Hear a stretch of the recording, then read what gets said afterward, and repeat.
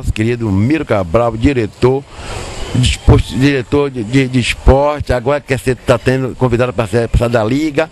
E Cairu entra ou não entra? Cairu sai ou fica no Campeonato Valenciano? Miro Cabral, boa tarde, TV Guaimbim. Você sabe que Cairu entrou no Campeonato de Valença, foi convidado para participar e escreveu realmente uma página no jornal do Esporte Valenciano, esperando agora, nesse momento, né, um convite para participar do próximo campeonato, né, o campeonato de 2011.